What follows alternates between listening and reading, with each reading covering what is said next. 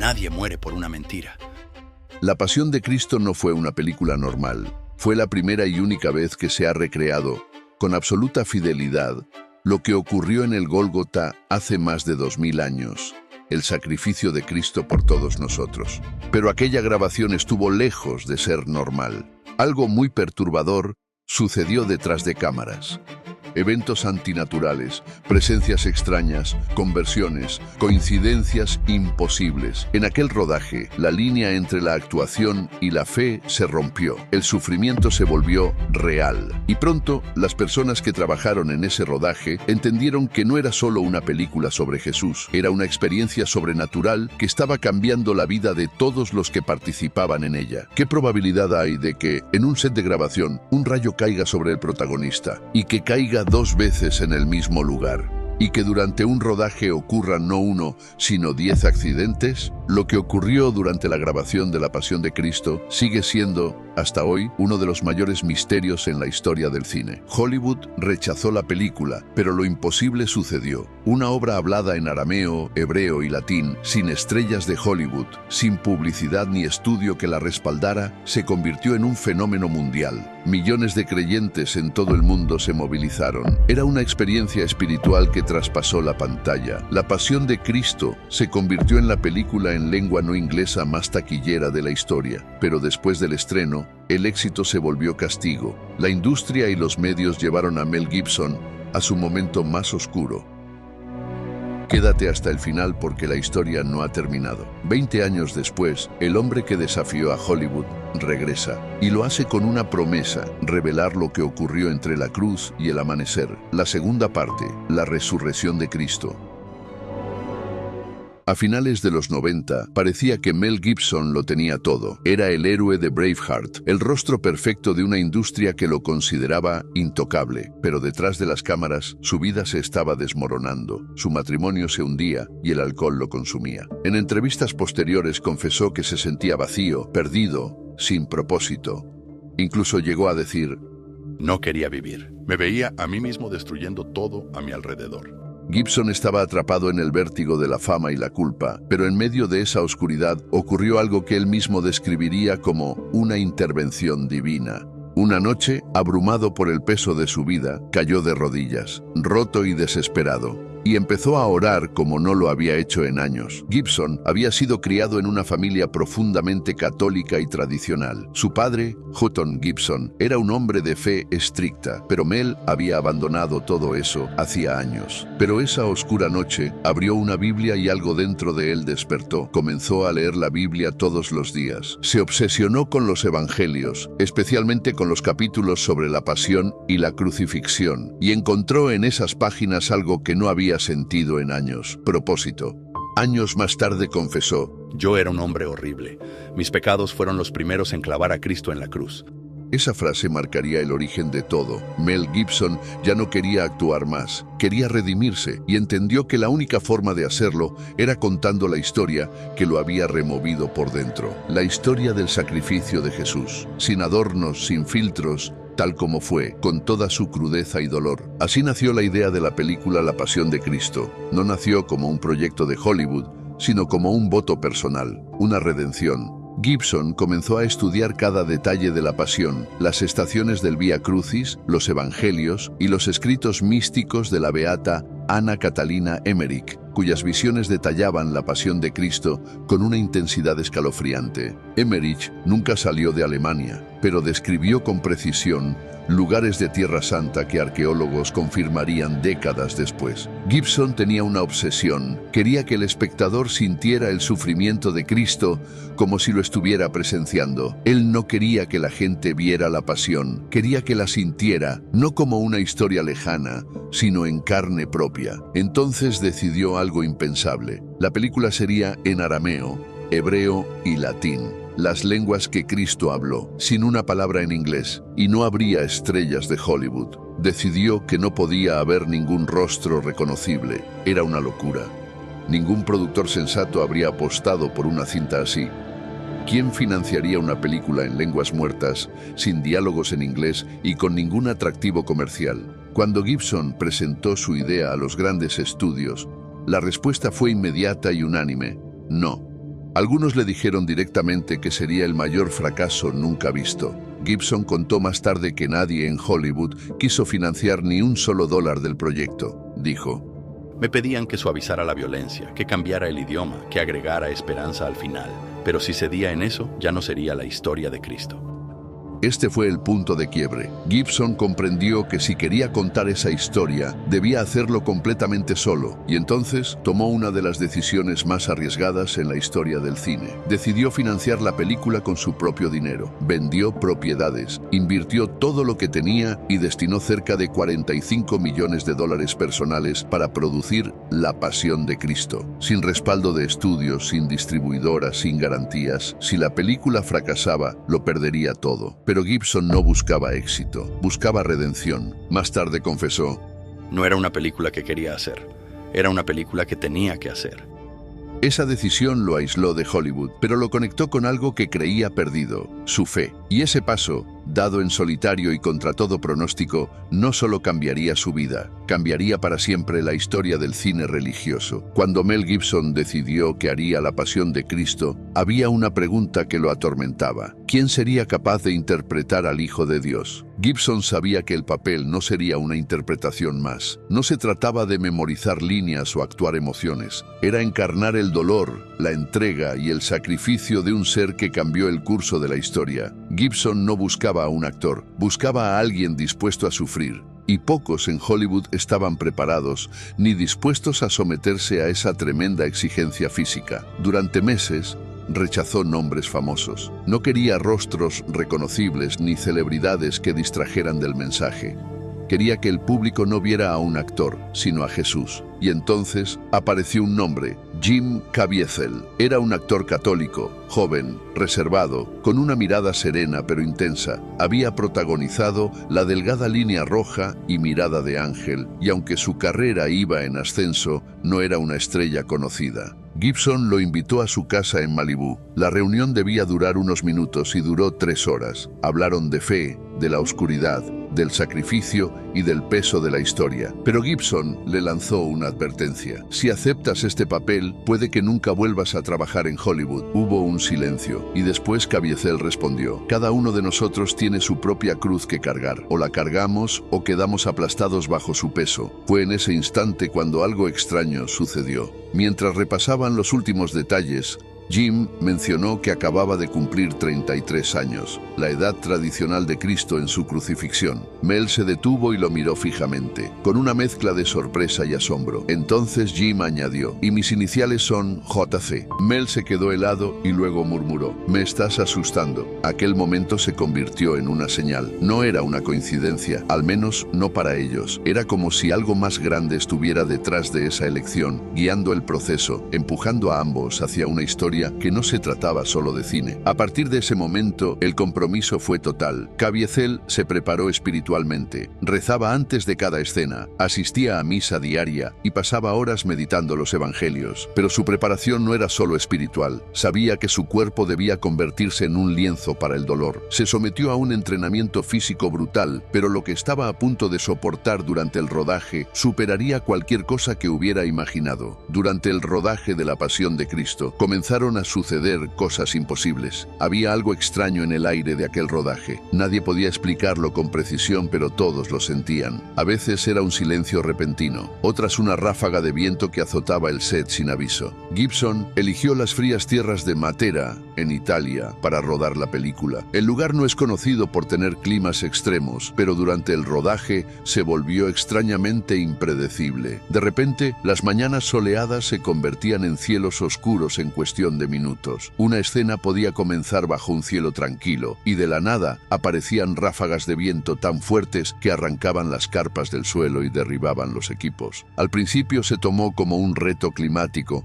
pero ocurrió algo que lo cambió todo, y empezó a percibirse como una advertencia. Mientras rodaban una escena del Sermón del Monte, Jim Caviezel subió una colina, con el corazón encendido. Pero de repente, el clima cambió. El equipo había subido a las colinas de Matera, en el sur de Italia, familia para filmar una de las escenas más esperanzadoras de toda la película, el Sermón del Monte. El aire olía a tierra mojada y el viento soplaba suave. Jim Caviezel se preparaba para subir la colina. A su alrededor, los técnicos revisaban los micrófonos y las cámaras, pero de repente el tiempo cambió. En segundos, el aire se volvió denso y las nubes se acumularon sobre su cabeza. Él mismo contó que por un instante un escalofrío le recorrió la espalda. Sintió que algo estaba a punto de ocurrir y entonces una luz blanca desgarró el cielo. Una descarga cayó directamente sobre él, atravesándolo de pies a cabeza. La luz atravesó el cielo y lo envolvió por completo. El estallido fue ensordecedor. Las cámaras se apagaron, los técnicos gritaron. Por un instante, todo quedó suspendido en un silencio sobrenatural. Desde lejos, Mel Gibson vio la escena. Jim Caviezel de pie, completamente envuelto en luz, con el cabello chispeando. Había sobrevivido. Entonces, el asistente de dirección, Jan Michelini, corrió colina arriba para socorrerlo, pero justo cuando llegó a su lado, otro rayo cayó sobre el mismo punto exacto. 2 descargas, en el mismo lugar, en menos de un minuto. Los 2 hombres fueron lanzados al suelo por la onda expansiva. Los técnicos, paralizados, miraban el cielo sin hablar. La probabilidad de que eso ocurriera era prácticamente cero. Algunos lloraban, otros rezaban. Rápidamente los paramédicos corrieron hacia ellos, pero ambos estaban con vida. Ni siquiera tenían quemaduras ni daños visibles, solo estaban aturdidos, con la ropa ligeramente chamuscada y un olor a ozono impregnando el aire. Los paramédicos no podían creerlo. Nunca habían visto a nadie sobrevivir a un impacto de rayo así. A partir de ese día, algo cambió en el set. Nadie hablaba abiertamente de ello, pero todos lo comentaban en voz baja. ¿Qué posibilidad había de que esto fuera solo una coincidencia? Algunos decían que fue una advertencia, otros que fue una bendición. Pero todos coincidían en una cosa. Después de aquel día, el rodaje cambió. Cada jornada comenzaba con una oración. Los técnicos, muchos de ellos no creyentes, se santiguaban antes de encender las cámaras. Incluso el clima parecía responder a la historia. Cuando rodaban escenas de dolor, el cielo se nublaba. Cuando filmaban momentos de perdón, la luz del sol regresaba. Pero el misterio solo acababa de empezar. Llegó el momento de filmar la flagelación. Gibson quería que se grabara con un realismo brutal. Quería que el público sintiera el peso del pecado sobre la carne. Para proteger a Caviezel, el equipo había colocado un grueso madero detrás de su espalda. Pero en la crudeza de la escena, el ángulo de un golpe falló. Uno de los actores que interpretaba a un soldado romano blandió el látigo con demasiada fuerza. La punta metálica voló por el aire y se clavó directamente en la espalda de Caviezel. El grito de Caviezel que se oye en la película no fue una actuación, fue dolor real. No podía respirar. El dolor era tan intenso que el cuerpo entra en shock.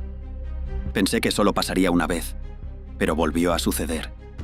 La segunda vez, el golpe le abrió la carne en una línea de más de 30 centímetros. Esa cicatriz sigue hoy en su cuerpo, y ese momento quedó registrado en el montaje final, inmortalizado en la escena más desgarradora de toda la película. Pero el dolor no terminó ahí, aún quedaba la prueba final. Llegó el día de rodar el Vía Crucis. Gibson insistió en usar una cruz real, de madera maciza, que pesaba más de 70 kilos. Caviezel debía cargarla bajo el sol, caer y volver a levantarse una y otra vez. Durante una de las tomas, en una caída, el plan era que un soldado sujetara el madero para que no lo aplastara, pero el soldado falló. La cruz se desplomó y cayó con todo su peso sobre la cabeza de Caviezel.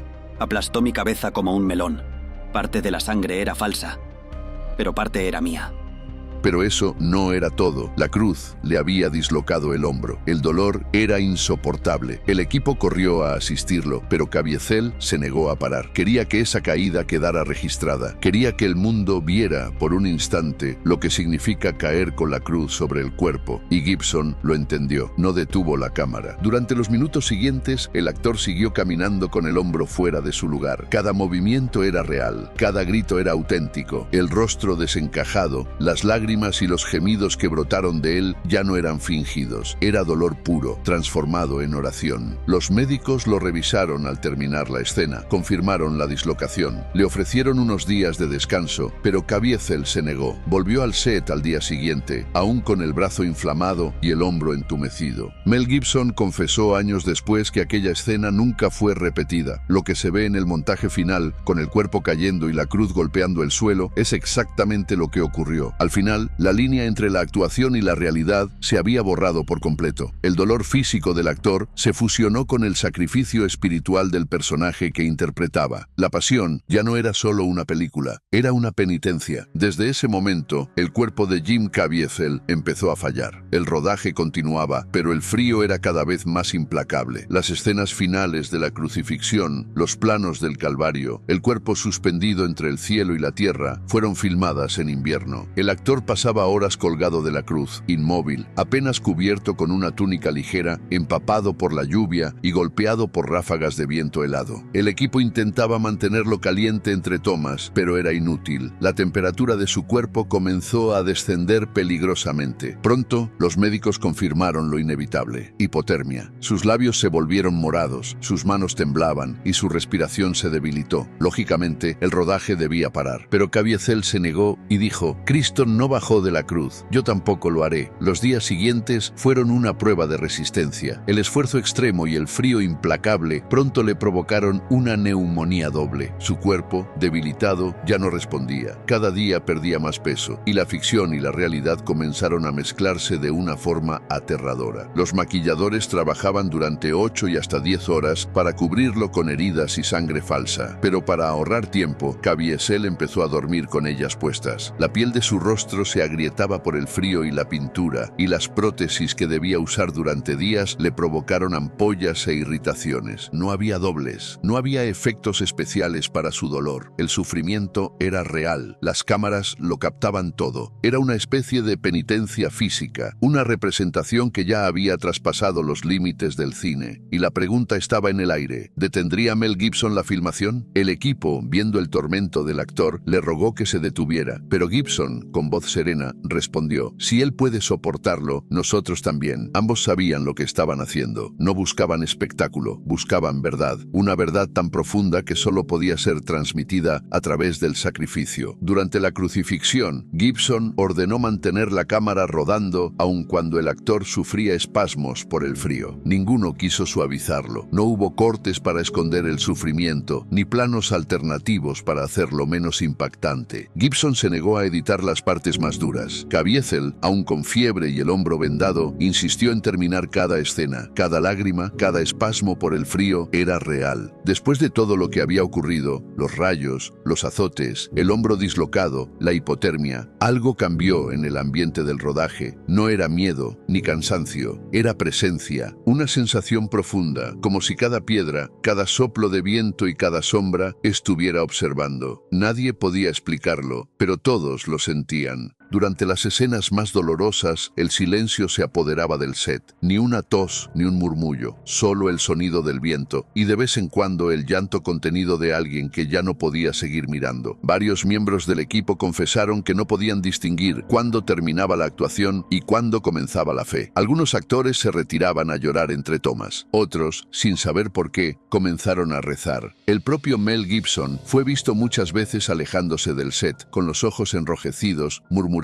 oraciones. Los maquilladores, agotados por jornadas interminables, confesaron haber sentido una calma extraña en medio del caos. Hubo también quienes afirmaron que las cámaras captaban luces que no provenían de los focos, destellos breves que aparecían y desaparecían sin explicación técnica. El operador principal juró que en un momento, mientras enfocaba el rostro de Caviezel en la cruz, vio una figura brillante moverse detrás de él, una sombra blanca que cruzó la escena y se desvaneció. Pero cuando revisaron el metraje, no había nada. Entonces comenzaron a circular unos rumores entre los técnicos y los ayudantes. Algunos decían haber visto hombres vestidos de blanco, caminando entre las cámaras, observando, dando indicaciones sobre cómo colocar la luz o el ángulo de una escena. Tenían un tono tranquilo, una mirada profunda y una autoridad silenciosa. Daban consejos precisos y luego desaparecían, y cuando el equipo intentó averiguar quiénes eran, nadie los reconocía. No estaban en los registros. Nadie los había contratado, y sin embargo, todos los que los vieron coincidían en lo mismo. Al terminar la filmación, el rumor se volvió casi leyenda. Varios del equipo afirmaron que, al revisar las fotos del set, esos hombres no aparecían en ninguna toma, ni en los videos, ni en los making-of, ni siquiera en las cámaras de seguridad del estudio. Gibson dijo tiempo después que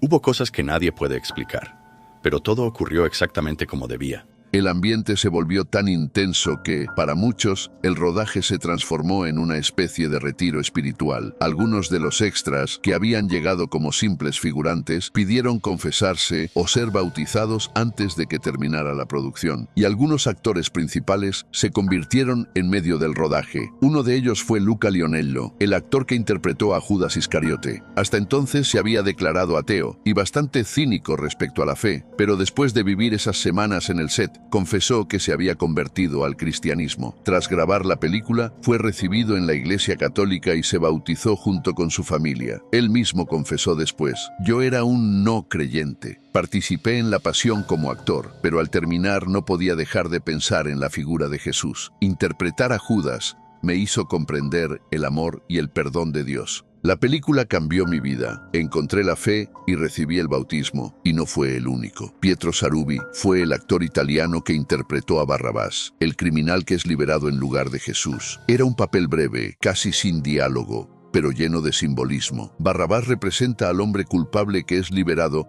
mientras el inocente muere. Y fue en esa mirada, precisamente, donde ocurrió el milagro. Durante el rodaje de la escena frente a Pilato, Sarubi debía cruzar su mirada con la de Jim Caviezel, mientras el pueblo gritaba: «Crucifícalo», nada más. Solo una mirada. Pero al hacerlo, algo lo atravesó. Él mismo lo confesaría después en una entrevista. «Cuando miré a Caviezel a los ojos», contó después, «no vi un actor, vi una profundidad que no era humana. Sentí que Jesús me miraba y que me perdonaba». Aquella experiencia lo transformó. Durante semanas no podía dormir. No dejaba de pensar en esa mirada. Tras grabar la película, se acercó a la fe, recibió el bautismo, comenzó a dar conferencias y años después escribió un libro titulado «De Barrabás a Jesús», donde narra su proceso de conversión. Pero hubo más sorpresas en el elenco. Entre las luces del set y el murmullo de las oraciones, una mujer guardaba un secreto. Maya Morgenstern, la actriz que interpretaba a María, la madre de Jesús, estaba embarazada. Nadie lo sabía, ni los técnicos, ni los maquilladores, ni siquiera Mel Gibson. Más tarde confesó que ese estado le dio algo que no se puede fingir: una luminosidad especial, una presencia interior que se filtraba en cada gesto, y quien la miraba lo sentía. Una de las razones de que Mel Gibson la eligiera fue justamente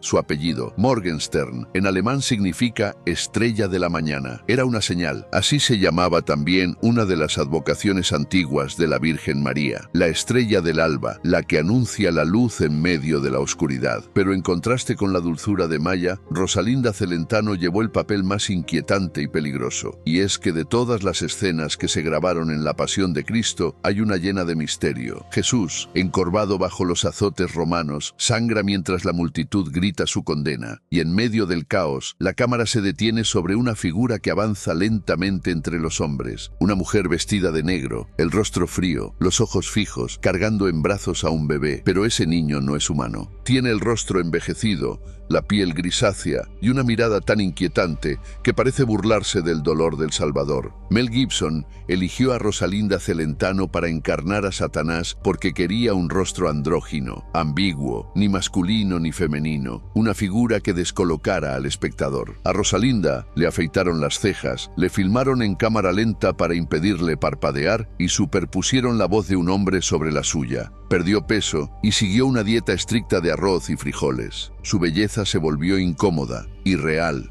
un reflejo de aquello que parece divino pero está corrompido. En la escena cargaba a un bebé, pero había algo extraño en él. El bebé parecía un hombre envejecido, con pelo en la espalda. Era una metáfora del amor corrompido, la perversión de lo que debería ser sagrado. Gibson colocó esa escena justo en el momento más cruel del tormento, justo cuando los soldados giran el cuerpo de Jesús para azotarlo de frente. El dolor alcanza su punto máximo, y en ese momento aparece Satanás encarnado en una madre sosteniendo una vida deformada. El espejo oscuro de María y su hijo. Era el infierno celebrando la supuesta derrota del cielo. Rosalinda confesó años después que rodar esa escena la dejó emocionalmente devastada. Dijo que pasó semanas sola, en silencio, preparándose emocionalmente para grabarla. Pero cuando llegó el momento, sintió que había algo real en ese mal, que sintió una oscura presencia. Dijo que durante el rodaje sentía el aire pesado, como si la atmósfera se volviera irreal. Este papel cambió tanto su vida que tras la película abandonó el cine por un tiempo y se dedicó a la pintura. En cambio, el actor de Jesucristo, Jim Caviezel, parecía haber entrado en un estado distinto. Muchos decían que ya no actuaba, que se había convertido en una extensión del personaje. Su mirada había cambiado. Apenas hablaba entre tomas y cuando lo hacía, su voz era casi un susurro. Algunos recordaron haberlo visto mirando al cielo, como si esperara una respuesta. Cuando finalmente rodaron la última escena, la resurrección, el ambiente se llenó de expectación. El frío seguía allí, pero algo en el aire se había transformado. Muchos lloraron al ver la luz que entraba en la cueva del sepulcro. Otros permanecieron inmóviles, incapaces de explicar lo que sentían. Y así, cuando Gibson gritó «corte final», el eco de esas palabras no sonó como el fin de una película, sonó como una liberación. Muchos sabían que habían sido testigos de algo que iba más allá, y mientras desmontaban las cruces bajo el cielo gris de Matera, muchos no podían evitar pensar lo mismo, porque en aquel rodaje muchos sintieron que Dios había pasado por allí. Mel Gibson regresó a Los Ángeles con el corazón encendido. Había apostado todo, su reputación, su fortuna y su carrera. Pero nadie en Hollywood promocionar su película. Le dijeron que era demasiado violenta, demasiado religiosa, demasiado arriesgada. Pero él no cedió. Financió la distribución por su cuenta con $15 millones, proyectándola en iglesias, escuelas y auditorios parroquiales. Dejó que la noticia corriera de boca en boca como un llamado, mientras los grandes estudios se reían y bromeaban sobre ello. Pero lo que no sabían era que estaba a punto de encender una llama que recorrería el mundo. El 25 de febrero de 2004, miércoles de ceniza, se estrenó La Pasión de Cristo en los cines. Y lo que ocurrió fue histórico. No hubo alfombra roja ni campañas masivas, pero aún así, desde el primer día las filas se extendían por cuadras enteras. Parecían peregrinaciones. Gente con rosarios, silencio espeso, oraciones en voz baja. La comunidad cristiana entera se movilizó. Las iglesias organizaron caravanas para ver la película. Las parroquias compraban entradas para comunidades enteras y agotaban los boletos. Lo que empezó como una locura personal se convirtió en un acto de fe colectivo. En muchas ciudades, las proyecciones se convirtieron en liturgias espontáneas. Sacerdotes celebraron misas o momentos de oración dentro de las salas, y los espectadores salían llorando, en silencio, como si acabaran de asistir a un despertar espiritual. Hubo conversiones espontáneas y oraciones en medio de las salas. En Brasil, en México, en Polonia, en Filipinas, los cines se transformaron en templos. Las iglesias se llenaron y los pastores comenzaron a predicar sobre la película. Y lo imposible sucedió. La película La Pasión de Cristo se convirtió en la película en lengua no inglesa más taquillera de la historia. Las cifras parecían irreales. Recaudó más de 610 millones a nivel mundial y más de 370.8 millones de dólares en Estados Unidos, más que cualquier superproducción del año. Una obra hablada en arameo, hebreo y latín, sin estrellas de Hollywood, sin campaña publicitaria y sin estudio que la respaldara, se convirtió en un fenómeno mundial. Durante 2 décadas fue la cinta R más taquillera en la taquilla doméstica. El éxito demostró que había una audiencia cristiana masiva ignorada por la industria. Los grandes estudios que rechazaron la película por considerarla demasiado religiosa, demasiado violenta y sin potencial comercial, ahora veían como sus películas eran ignoradas, porque el mundo entero solo quería ver a Jesús. Mel Gibson había jugado todo lo que tenía, sin un solo estudio que lo respaldara, y contra todo pronóstico había ganado. Pero ese triunfo, en lugar de abrirle las puertas del paraíso cinematográfico, se convirtió en su descenso al infierno mediático. Entonces comenzó una despiadada campaña contra Gibson y la película. La crítica de Hollywood lo destrozó. Lo acusaron de antisemitismo, de fanatismo, de glorificar la violencia. Los grandes medios comenzaron una guerra abierta contra él. El New York Times escribió que su película resucitaba prejuicios medievales. The Guardian la describió como pornografía del sufrimiento. Algunos lo llamaron fanático religioso, otros propagandista de la culpa. Acusaciones de antisemitismo llenaron las portadas. Periodistas y académicos debatían si Gibson había culpado al pueblo judío de la muerte de Cristo. Periodistas lo acusaban de fomentar el odio. Algunos pedían censurarla, otros analizarla. Pero mientras los críticos discutían, el público seguía llenando las salas. Años más tarde, en varias entrevistas, Gibson explicó por qué eligió mostrar el dolor sin filtros.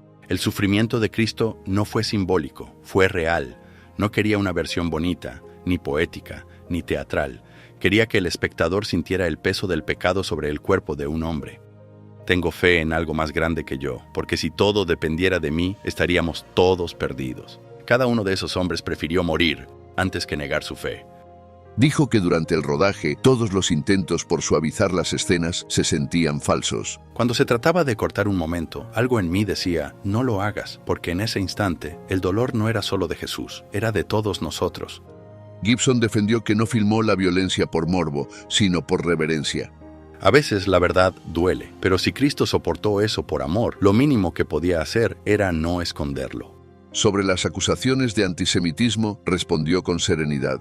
Jesús era judío, su madre era judía, sus apóstoles eran judíos. ¿Cómo podría odiar a su propio pueblo? No filmé odio, filmé redención. Y sobre la reacción de la industria fue más contundente. Hollywood no quería que esta película existiera, no porque no entendieran el mensaje, sino porque lo entendían demasiado bien. Años más tarde, cuando se le preguntó si valió la pena, Mel Gibson respondió sin dudar. Sí, lo volvería a hacer exactamente igual, porque vi lo que provocó, vi corazones cambiar, y eso, en este mundo, vale más que todos los premios. En una entrevista posterior confesó: Después del estreno, sentí que todo el infierno se me venía encima. Fue como si algo invisible me hubiera declarado la guerra. Sin embargo, tras el estreno de la película y el despiadado ataque contra él, Gibson se alejó de todo. Durante meses evitó las entrevistas. Sus apariciones públicas se redujeron a pocas palabras, y mientras millones hablaban de la película, él se sumergía en un silencio cada vez más profundo. Comenzó a aislarse. La presión lo volvió irritable, paranoico, vulnerable. La fe que lo había sostenido durante el rodaje parecía ahora ponerlo a prueba, y en su vida personal el caos se desató. Las viejas sombras, el alcohol, la ira, la culpa, regresaron con fuerza. Sus adicciones que había controlado durante años volvieron a apoderarse de su vida. Los paparazzi lo seguían esperando una caída, y la caída llegó. 2 años después del estreno, en el año 2006, Mel Gibson fue arrestado una noche en Malibú bajo los efectos del alcohol, y en un arrebato de furia, gritó insultos antisemitas que recorrerían el mundo entero. Bastaron unos segundos para destruir décadas de carrera. Esas frases serían su condena mediática. Las fotografías de su rostro esposado dieron la vuelta al mundo. Los medios lo despedazaron y Hollywood lo canceló por completo. Aquel incidente fue el punto más bajo de su vida. Él mismo lo diría años más tarde. No fue un tropiezo, fue una ejecución pública. Él, que había dirigido Braveheart y ganado el Oscar, se convirtió de pronto en un marginado en su propia industria. Sus amigos desaparecieron, y él también. En entrevistas posteriores confesó que llegó a pensar en la muerte. Se sintió traicionado, humillado, perdido. Después de la pasión, todo se volvió oscuro. Era como si hubiera despertado demonios que no sabía que existían. Durante años no concedió entrevistas, no trabajó, ni apareció en ceremonias o eventos. Su familia se quebró, vivió aislado, enfrentando demandas, tratamientos de rehabilitación y un profundo proceso de culpa y fe. Pero en medio de esa oscuridad, Mel Gibson encontró un nuevo propósito: la continuación de la película La Pasión de Cristo. Impactante, ¿verdad? Todo lo que vemos detrás de escena, lo que no sabemos. Nosotros vemos la película y es tremendamente conmovedora. Pero yo vi esto un montón de veces y me sigue conmoviendo. ¿Sabes por qué? Porque hay una pregunta que tuve que contestarme a mí misma mirándolo. Esta película fue un éxito total. Dio la vuelta al mundo, viste los millones que se recaudaron. Fue un éxito total como película. Pero de todo lo que escuchaste, fíjate solamente en 2 personas, porque hay un montón de cosas para ver allí. Es más, hay sucesos en el set, se podrían explicar con la escritura, que obviamente esta gente que hace esta síntesis no lo puede hacer porque es gente que documenta nada más. La contraposición entre Gibson y Caviezel, las 2 personas más, digamos, icónicas de la película.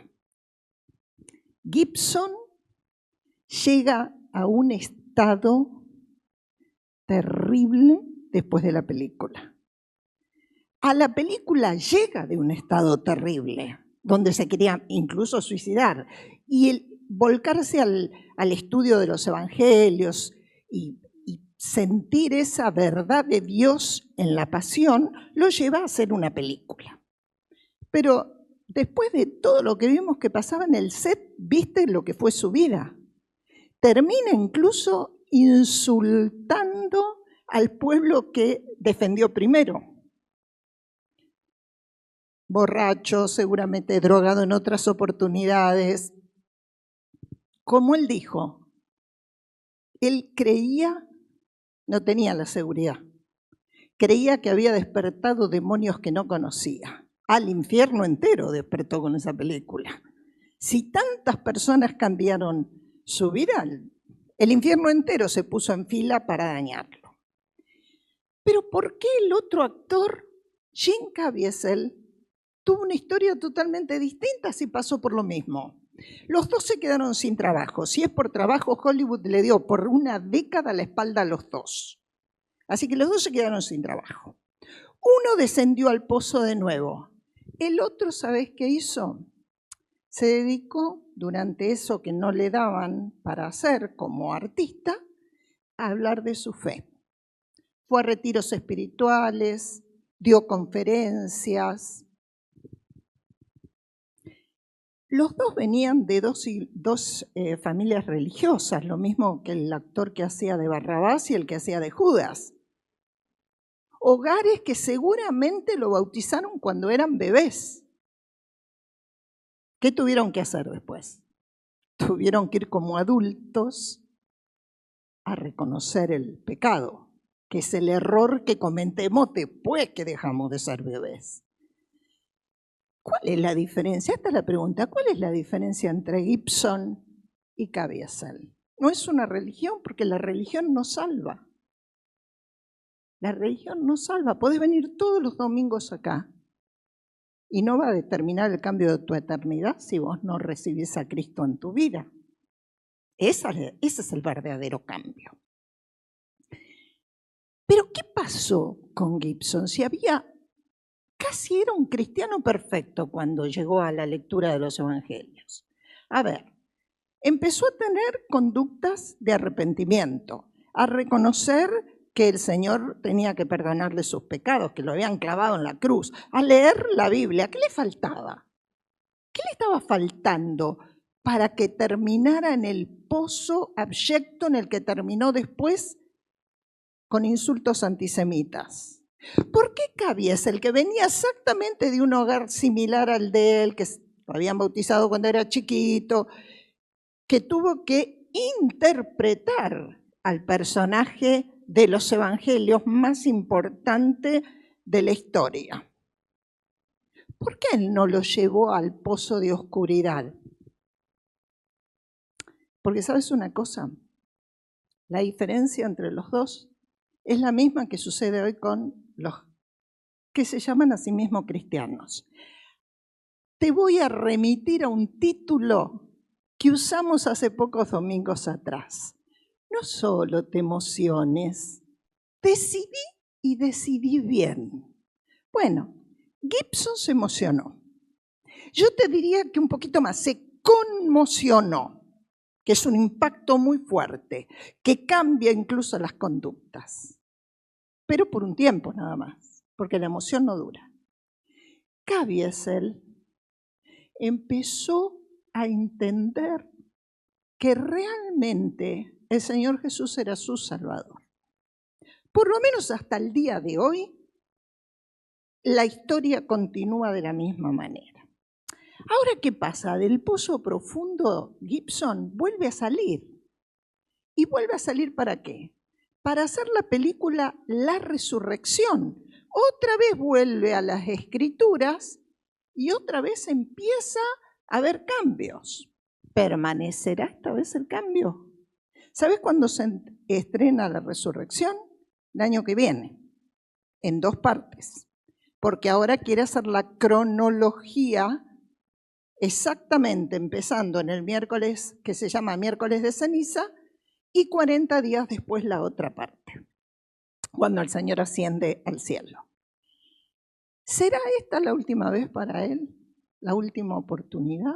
¿O volverán los demonios a destruir su vida? Es que la religión no salva. Es que ir todos los días a un lugar y cantar con los demás y hacer las mismas oraciones, no salva. O invitas a Jesús a entrar en tu vida o no hay cambio. No hay cambio. Y acá lo podés ver, aún leyendo la Biblia, aún teniendo todo un set que rezaba. Es más, ahí no me acuerdo si lo dice, pero tenían una asistencia religiosa.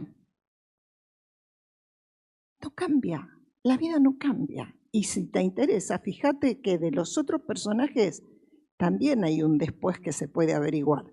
Así que podés averiguarlo.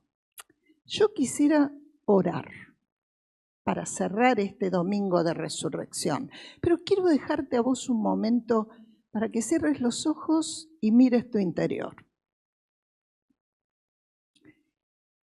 ¿El Señor Jesucristo entró a tu vida? ¿La cambió? Porque si Él no entra a nuestra vida y no produce el cambio, nuestra eternidad todavía sigue siendo condenación. ¿Por qué no le decís al Señor que entre si no entró? Pedile al Señor Jesús, entra en mi vida. Perdona todos mis errores, todos mis pecados. Limpiame, Señor, haceme un hijo tuyo, una hija tuya. Escribí mi nombre en el libro de los cielos. Y si Él entró y todavía no cambiaste, decirle, Señor, cámbiame, por favor. Transforma mi vida. Lléname con tu Santo Espíritu. Dame la vida plena que tenía Jesús en mi interior. Padre, en el nombre precioso del Señor Jesucristo, queremos darte toda la gloria y todas las gracias porque has enviado a tu Hijo por amor de nosotros. Señor Jesús, gracias por ocupar mi lugar en la cruz.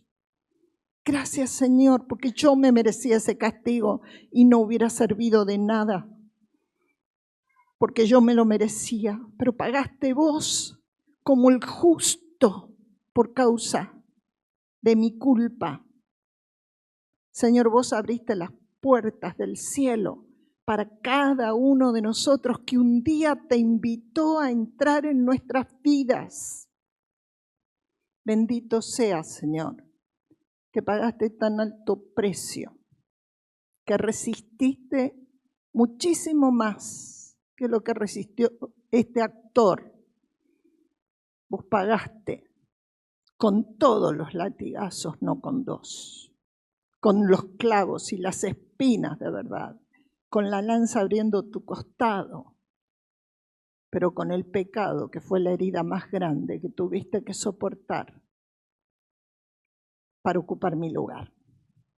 Gracias, Señor. Gracias porque hoy celebramos tu resurrección y olvidamos pronto el sufrimiento terrible que tuviste que pasar por nosotros para abrirnos la oportunidad.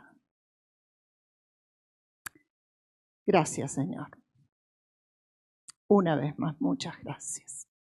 En el nombre precioso de Jesús. Amén.